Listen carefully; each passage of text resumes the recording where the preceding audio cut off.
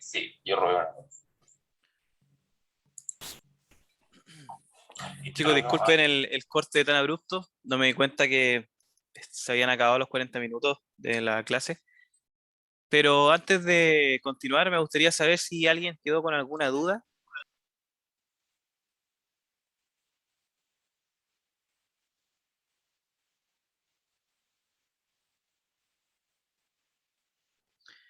Bueno, si no es así, continuamos. Para dejar esto aún más claro, quiero compartir con ustedes un ejemplo de lo que son los sistemas neumáticos, ya que en el fondo se alimentan de aire comprimido. Y es bueno que ustedes lo tengan claro porque dentro de toda la aplicación de aire comprimido es una de las más exigentes en cuanto a la calidad del aire, tal cual como pudimos ver en el video.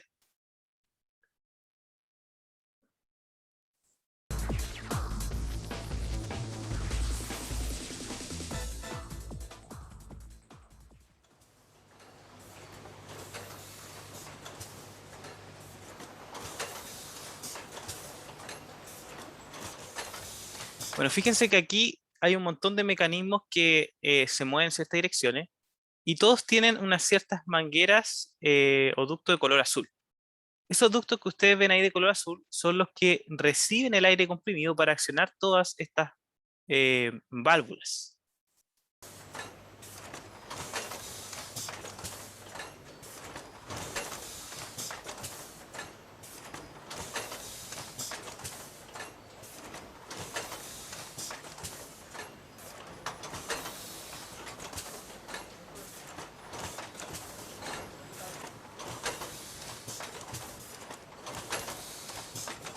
Ahora, tal cual como pueden ver acá, el aire comprimido alimenta esta tecnología de sistema neumático que permite una autonomía en la producción.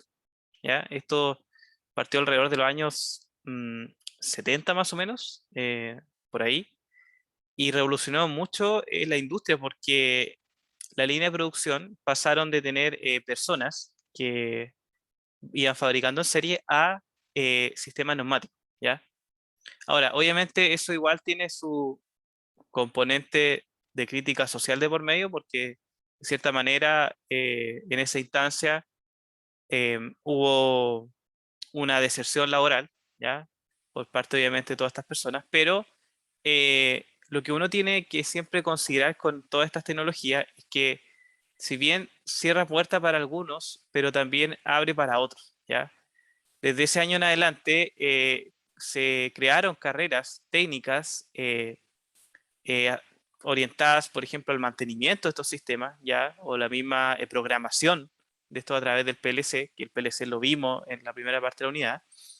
Entonces, es ahí donde se equipara la inserción de una tecnología que puede quizá reemplazar al ser humano por vacantes para futuros técnicos.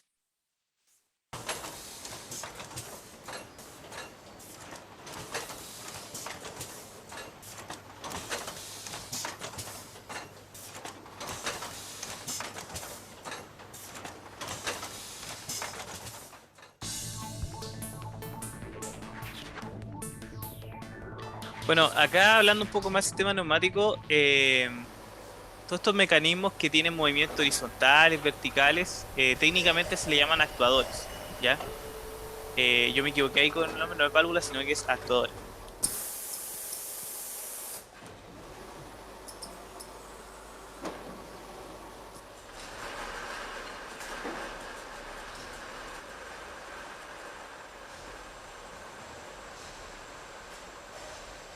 Entonces ahí tenemos una línea de producción de Coca-Cola.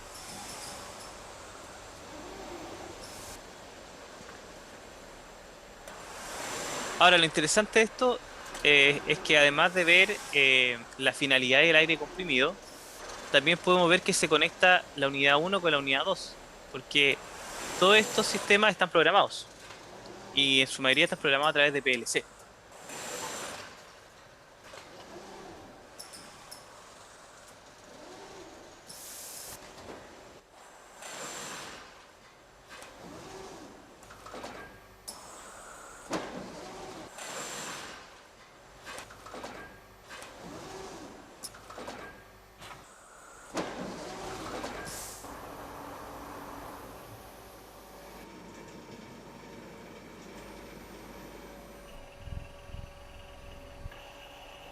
Bueno, yo creo que con eso ya va quedando bastante claro no solamente cómo se genera el aire comprimido, cómo se va mejorando su calidad, sino que también su finalidad.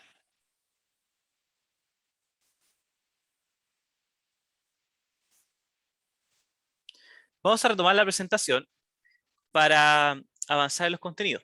Bueno, ya sabemos lo que es el aire comprimido. eh, Como les comentaba, vimos todo el proceso con el cual se prepara este fluido para finalmente ser utilizado en diferentes puntos. Y ahora, gracias a eso, este esquema va cobrando un poco más de sentido. O sea, ya entendemos por qué tenemos filtros en el camino del compresor hacia el tanque receptor. Ya tenemos enfriadores, tenemos separadores de humedad, ¿ya? Fíjense que acá el esquema difiere un poco de lo que vimos en el video, ¿ya? Y eso va a pasar en muchas oportunidades, chicos. Hay diferentes configuraciones. Hay algunos sistemas que los filtros están al principio, ¿ya? Filtros de sólido o filtros de aceite, y hay otros que están antes del tanque receptor, ¿ya? Pero es normal eso. Tenemos los enfriadores, ¿ya? Luego del tanque tenemos también secadores, post-filtro, y finalmente los puntos de distribución.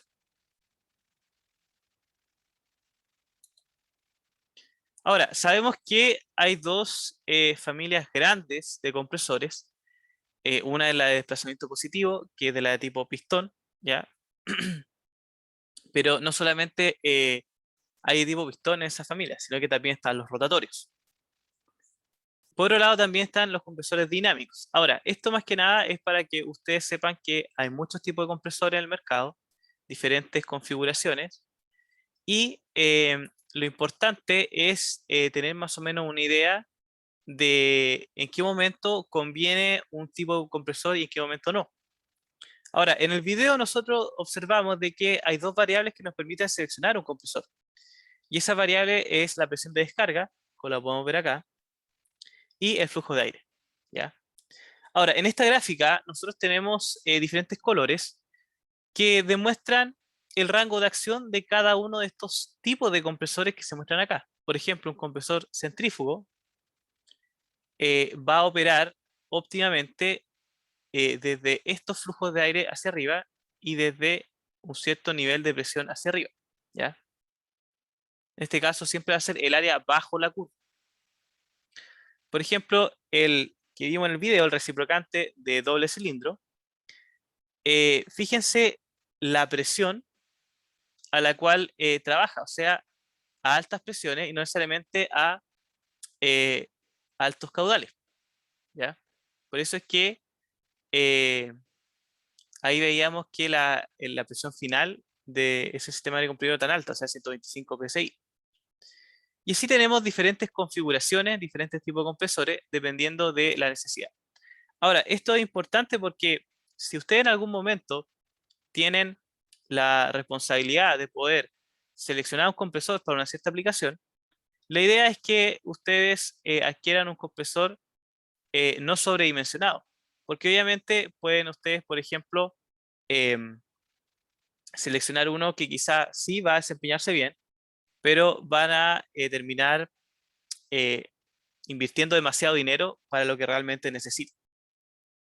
Ahora, respecto a los tipos, yo dejé los nombres en inglés porque la verdad que si ustedes quisieran ver videos o encontrar información, siempre el idioma universal es el inglés y uno puede encontrar mucha más variedad en ese idioma. Con eso, claro, nosotros ya comenzamos a ponernos en el rol de un ingeniero y vamos a ver cuáles son las consideraciones que necesitamos nosotros para poder diseñar una red de aire comprimido. Ahora, en esta parte del curso, nosotros, si bien vamos a ver aire comprimido, cómo poder diseñar una red, la forma en la cual la vamos a abordar es bien genérica, chicos, ¿ya? Porque un curso bien completo, con todos los tecnicismos que necesita para el aire comprimido, toma mucho más tiempo. Lamentablemente, como este no es el único contenido de la asignatura, yo tuve que de cierta forma comprimirlo. Pero aún así, esto va a ser una base para ustedes. Si a futuro les interesa este tema, se pueden especializar y se les va a hacer más fácil. Ahora, uno tiene que tener en consideración tres puntos importantes al momento de querer diseñar una red. En primer lugar, ¿qué es lo que necesita el usuario? ¿ya? Si nosotros vamos a ofrecer servicios de dimensionar una red de aire comprimido, necesitamos identificar qué es lo que necesita esa empresa, esa planta o esa persona. En segundo lugar, siempre diseñar en base a la máxima economía en funcionamiento. Y ahí vuelvo a lo que yo le estaba conversando. No necesitamos adquirir un compresor de una capacidad demasiado grande, quizás porque la necesidad que tenemos es mucho más pequeña. Entonces siempre es bueno ver desde el punto de vista de los costos. Y por último, también ponerse en el caso de que la red que uno va a diseñar quizás a futuro se va a ampliar. Por lo tanto, tampoco tenemos que escoger un compresor que esté muy justo en lo que es su presión y su caudal para esa red. Siempre con una cierta holgura, que a futuro en el fondo nos permita ampliar la red si es necesario. Uno de los primeros pasos es calcular la presión de trabajo. La presión de trabajo que requiere una red de aire comprimido va a depender de todos los puntos de consumo y también de todo lo que compone la red. Acá tenemos un ejemplo. En primer lugar tenemos el usuario final, es decir, el punto de aplicación. El punto de aplicación nos va a demandar, en este ejemplo, 6 bar de presión. O sea, ya sabemos que como mínimo necesitamos 6 bar. Los filtros van a reducir la presión entre 0,1 a 0,5. ¿Ya? El sistema de tuberías también va a generar pérdida de presión debido a las cargas, ¿ya? Por un efecto ahí de mecánica del fluido, que va a ser alrededor de 0,2 bar. Los filtros de polvo también van a aportar pérdidas de presión entre 0,1 a 0,5. Lo mismo el secador. Y por último, el compresor, que es lo que va a contrarrestar en este caso, va a ser su rango de regulación. Y por rango de regulación me refiero a que un compresor uno eh, lo puede manipular para, por ejemplo, intentar disminuir la presión a la que comprime el aire o aumentarla un poco. Entonces eso también ahí juega con un cierto rango y por lo tanto eso también se considera. Si sumamos todo esto, vamos a tener una presión de entre 7 a 7,8. Ahora, esta estimación es una estimación, entre comillas, podríamos decir realista, porque nosotros, si consideramos el punto de consumo donde va a utilizarse aire comprimido, exige 6 bar. Y uno a simple vista dice, ah, está bien, o sea, necesito un compresor que me entregue una presión de 6 bar. Pero ojo, no es tan simple, o sea, tenemos que considerar todo lo que hay en el camino desde el compresor hasta el punto de consumo. ¿Y qué vamos a encontrar ahí? Bueno, lo que vamos a ver acá. Las tuberías, los filtros, secadores y el mismo compresor que se regula. Todo esto se suma y finalmente uno adquiere un valor de presión que considera todo lo que está en el camino. Y eso nos permite poder escoger un compresor que sí va a poder cumplir con los 6 bar que necesitamos y las pérdidas no le van a afectar a su operación. Chicos y chicas, ¿hasta aquí se entiende? Sí, profe, sí se entiende. Ok. Sí, profe. Profe, Sí. esas pérdidas de presión son comunes, por ejemplo, en el caso de las tuberías para todos los sistemas de tubería, o igual depende del proceso o del tipo de tubería. Mira, en general eso está estandarizado para el tipo de tubería que se utiliza. Lo que pasa es que, claro, las tuberías, dependiendo de la aplicación, son de diferentes materiales. Por ejemplo, en una red de aire comprimido de la industria de los alimentos, las tuberías no son de un polímero o un plástico como el que vemos en el caso de lo que vimos en la aplicación neumática, ¿ya? Ahí donde son mangueras.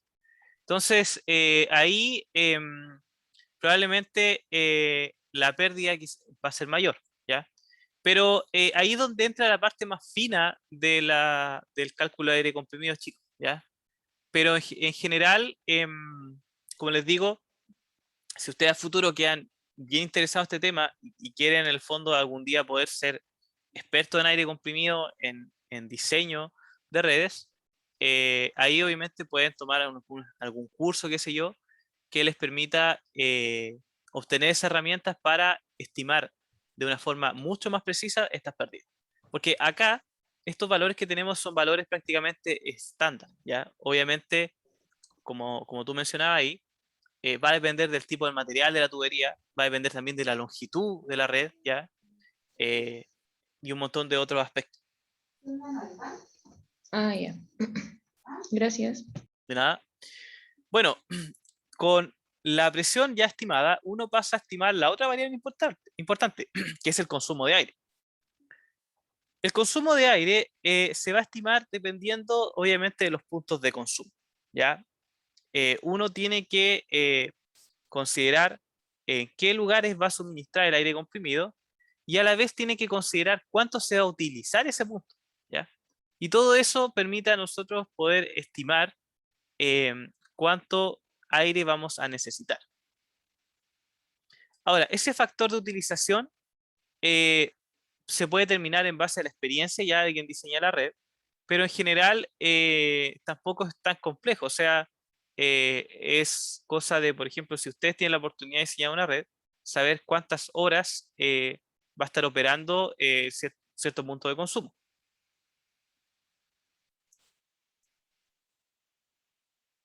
Supongamos que ya tenemos implementada la red. Tenemos un compresor seleccionado que va a aportar una presión suficiente que no sea afectado por las pérdidas. Tenemos también un suministro de aire que también es suficiente para todos los puntos de consumo según el uso de cada uno. Y ahora lo que viene es monitorear lo que está pasando, ¿ya? Todos estos tipos de redes es bueno que siempre se estén monitoreando porque de esa manera uno futuro puede optimizar la red. Ahora, ¿qué sucede? A veces sucede que dependiendo de una modificación, qué sé yo, en la producción de la planta o en el sistema neumático, puede que uno de los puntos que nosotros le habíamos calculado una cierta cantidad de consumo, ahora consume mucho menos o ahora va a consumir mucho más. Por eso es bueno siempre realizar mediciones. Ahora, estas mediciones, en lo ideal, deben ser mínimo durante una semana, o sea, deben considerar una semana de producción. Uno no basta con que, por ejemplo, monitoree media hora, un día cualquiera, en cualquier momento, no, eso es algo que la verdad no nos dice mucho. Pero una semana de monitoreo de una planta ya es algo que nos entrega una información que nos permite tomar decisiones. Ahora, en general, el aire comprimido, mejor dicho, estos monitoreos, permiten y recuperar gran parte de la energía consumida, ¿ya? Porque como les digo, a veces las demandas de aire comprimido van a fluctuar debido a que la misma demanda productiva de la planta puede disminuir o aumentar y si la red se optimiza para que entregue la energía suficiente, el aire suficiente y no un aire de sobra, se puede recuperar gran parte de esa energía. Otro monitoreo importante es el control de fugas, ¿ya? Con el tiempo, las redes se van deteriorando, ¿ya? Y puede que aparezcan ciertos orificios. Y estos orificios, aunque no lo crean, generan altas pérdidas de potencia en el compresor. Aquí tenemos una imagen que compara cómo nosotros vamos aumentando las pérdidas tanto de caudal como de potencia eléctrica en el compresor dependiendo del tamaño del orificio. Y fíjense el aumento exponencial de estas pérdidas. O sea, yo tengo un orificio de 1 milímetro, voy a tener una fuga de un caudal de 1 litro segundo a 6 bar, con una pérdida de potencia eléctrica 0,3. Y si triplico eso, fíjense cómo afecta la potencia. O sea, el consumo eléctrico se dispara, ¿ya? No solamente esto, por ejemplo, acá, la fuga de aire comprimido no se va a triplicar, como se triplica el diámetro del orificio, se va a aumentar 10 veces. ¿Ya? Y lo mismo prácticamente la potencia eléctrica. Por lo tanto, eso es muy bueno monitorear porque si uno detecta una fuga a tiempo, puede ahorrarse un montón de pérdidas en consumo de electricidad que se traducen en dinero.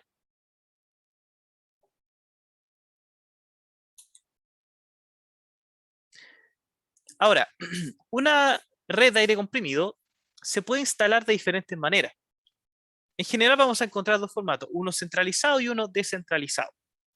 El formato centralizado es cuando a la red le alimenta un solo compresor. Y el formato descentralizado es cuando la red se alimenta con varios compresores.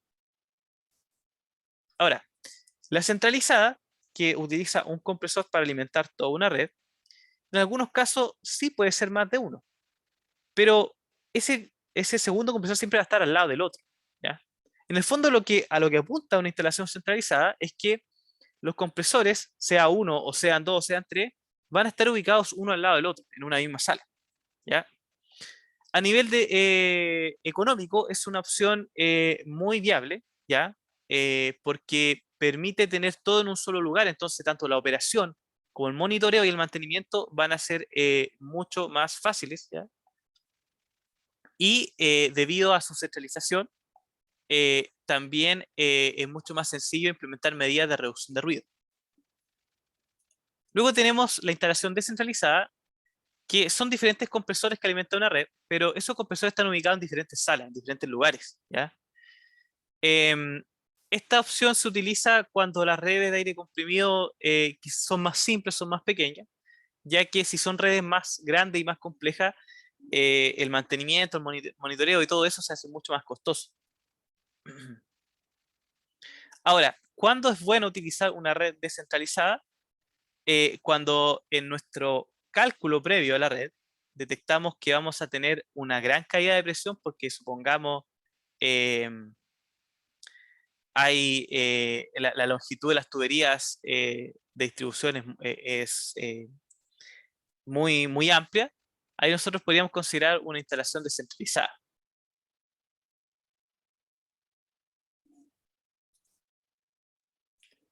Otro punto importante a considerar en una red son las condiciones ambientales, ¿ya? Ahora, esto es importante porque dependiendo de la altura a la que nosotros nos encontremos y nosotros implementemos esta red, vamos a tener ciertos valores de presión absoluta y de temperatura, ¿ya? Por lo tanto, si nosotros estamos a temperatura, por ejemplo, zonas muy por bajo el nivel del mar, vamos a tener temperaturas altas, ¿ya? Temperatura ambiente alta, que también hay que tener en consideración con todo el tema del enfriamiento del aire comprimido. Ahora, con todo eso ya claro, para poder en el fondo ya tener una buena pauta de todo lo que necesitamos considerar eh, para la sección de un compresor, nosotros podemos resumirlo en este cuadro acá, ¿ya?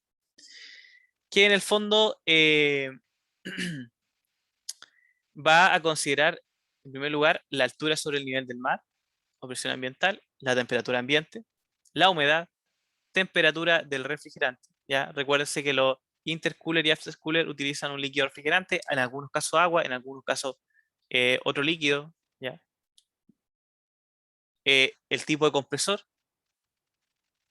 Esto también tenemos que tenerlo claro al momento de seccionar uno, o sea, más o menos tener una idea de cuáles son los tipos de compresores, de cuál nos conviene para cierto tipo de presión o cierto tipo de caudal, ¿ya? Pero esa información está toda en la red, ya los fabricantes, los proveedores de compresores, todo eso lo comparten. Y la fuente de energía. La fuente de energía también es algo muy importante. Ahora, todo esto también se suma la presión de trabajo, la capacidad, el consumo de energía y los requisitos de refrigeración. Y lo que yo quiero que tengan claro aquí, chicos, porque ha pasado con cursos anteriores que se confunden, es que todo esto que está acá, incluyendo el círculo, son los factores a considerar para la selección de un compresor. No solamente lo que está afuera, lo que está dentro igual. Ahora, ¿por qué esto está dentro? Porque una vez nosotros tenemos todo esto definido, vamos a poder definir lo que está acá. ¿Ya? Por eso es que lo dejé encerrado ahí, rodeado del resto. Ahora, la fuente de energía para un compresor puede ser de diferentes tipos. Como vimos en el video, puede ser un motor eléctrico, un motor de combustión interna o incluso hasta una turbina de gas en algunos casos. Pero los más comunes son o motor eléctrico o motor de combustión interna. Ahora, estas fuentes de energía se van a ver afectadas por la temperatura ambiente y por la altura sobre el nivel del mar, como el caso del motor eléctrico. Los motores eléctricos, a medida que están muy por sobre el nivel del mar, la potencia nominal a la cual funcionan va a disminuir. Y eso también se va a ver afectado por la temperatura. Por ejemplo, si yo tengo una condición extrema de una temperatura ambiente mayor a, o sea, entre 30 y 40 grados, con una altura de 4000 metros sobre el nivel del mar, mi motor eléctrico va a rendir al 77%, ¿ya? Es decir, no va a ser capaz quizás de suministrar toda la energía para el compresor. Por lo tanto, ahí, si nosotros nos vemos en la necesidad de ubicar un compresor en estas condiciones ambientales, vamos a tener que escoger un motor eléctrico mucho más potente para que pueda suplir esta pérdida. Y lo mismo pasa con los motores de combustión interna, ¿ya? Dependiendo del tipo de motor de combustión interna, cada 1000 metros de altura vamos a ver una reducción de la potencia de este. Y lo mismo cada 10 grados de aumento de temperatura. Hasta aquí, chicos. ¿Dudas o consultas? Nada. Ok. No, profe. Otro punto importante que también salió en el video es el tratamiento del aire, pero que lo vimos un poquito más superficial. Ahora, dependiendo de los puntos de consumo, una mala calidad del aire puede afectar a la vida útil de estos equipos, ¿ya? Ahora, ¿cuáles son los puntos más importantes para el tratamiento? Principalmente 3. El vapor de agua, el aceite y los microorganismos. Estos 3 puntos son considerados los principales contaminantes del aire comprimido en una red. Ahora, el vapor de agua está presente porque el aire contiene un cierto porcentaje de humedad, ¿ya? Y debido a los aumentos de presión y temperatura por los que pasa en el compresor, finalmente a la salida vamos a encontrar ciertas gotitas de agua. Estas gotitas de agua pueden ocasionar ciertos problemas como altos costos de mantenimiento, reducción de la vida útil de los equipos, deterioro del rendimiento de las herramientas, ¿ya? Porque no solamente el aire comprimido se utiliza en aplicaciones neumáticas, sino que también a veces en herramientas, por ejemplo, para poder pintar, ¿ya? Hay herramientas que utilizan compresores. Y también reducción de la vida útil de las tuberías debido a la corrosión. Por ejemplo, un compresor de 100 kW que aspira aire a 20 grados Celsius con una humedad relativa al 60%, desprenderá alrededor de 85 litros de agua durante un turno de 8 horas. O sea, 85 litros de agua es un montón, ¿ya? Obviamente porque tenemos una humedad relativa exagerada, de 60%. Pero esto más o menos le da una idea de cómo puede afectar la humedad y el vapor de agua al aire comprimido.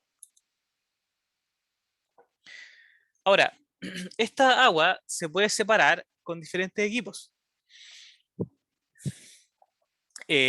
Separadores de condensación o deshumidificadores como los que vimos en el video, refrigeradores posteriores, secadores frigoríficos, secadores de absorción, etc.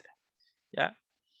Acá hay un video para que podamos ver algunos de los tipos de filtros, ¿ya? Que permiten combatir este problema. Ese video se lo puedo dejar para que ustedes después lo vean en sus casas, ¿ya?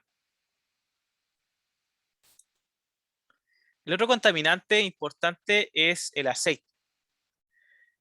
Este va a estar presente debido a diferentes factores, ¿ya? Dependiendo del tipo de compresor, el diseño, cuánto tiempo lleva operando y las condiciones en las que opera, ¿ya?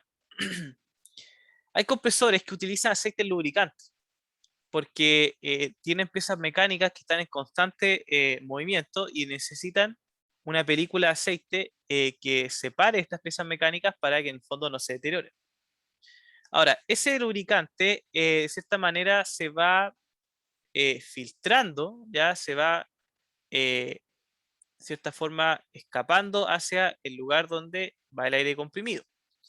Por lo tanto, es importante luego de alguna manera eliminarlo, ¿ya?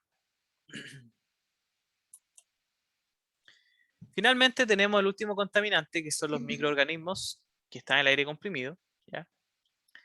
Que se debe a que las partículas que contaminan el aire son muy pequeñas, ¿ya? O sea, tamaños inferiores a 2 micrómetros, si no me equivoco, no, o nanómetros, siempre se me olvida se me confunde ahí su índice.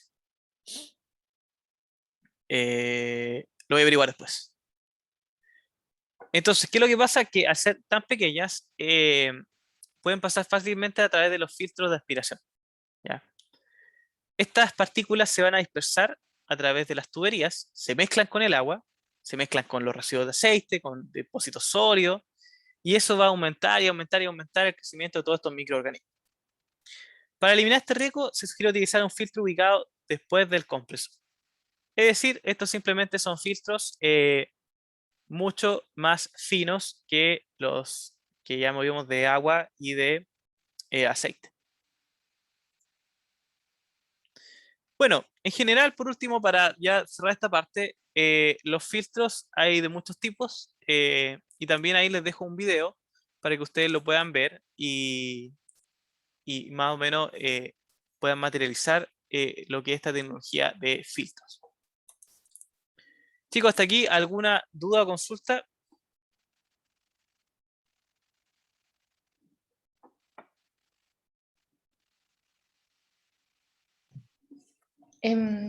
No, profe. Ok. Bueno, si no hay más dudas o consultas, vamos a dejar la clase hasta aquí. La próxima semana nos queda ver un ejemplo de cómo estimar una red de aire comprimido, más que nada orientado a la selección de un compresor y uno y otro componente. Y luego con eso ya pasaríamos a la unidad número 3, a iniciar lo que es la unidad de combustión. Así que, bueno, estén atentos al correo. Yo les voy a compartir en campus esta misma diapositiva para que tengan acceso a los videos. También les voy a enviar un correo con las instrucciones para que el próximo martes grupo 1 y grupo 2 se conecten a las reuniones, ¿ya? Yo, chicos, voy a agendar reuniones diferentes. Recuerden que la condición es que, bueno, todos ya entregaron sus trabajos, me enviaron sus PPT, sus informes, y de esa manera el grupo 1 y 2, que son los primeros, no se van a ver en desventaja, ya porque la sesión no se va a grabar, solamente van a estar las personas del grupo, la invitación va a ir para ellos, ¿ya? Así que si alguien no me ha informado aún de su grupo completo, por favor, que lo haga en la brevedad, ¿ya? Para que no quede alguien fuera. Así que eso es todo. Bueno, y recuerden, 20 minutos su presentación, que ojalá no sea más de eso, para alcanzar la ronda de preguntas. Profe, no sé si usted tiene anotado mi grupo. Bueno, soy aquí de Coroseo y soy con Montserrat Guinés y Benjamín Molina. Lo verifico al tiro.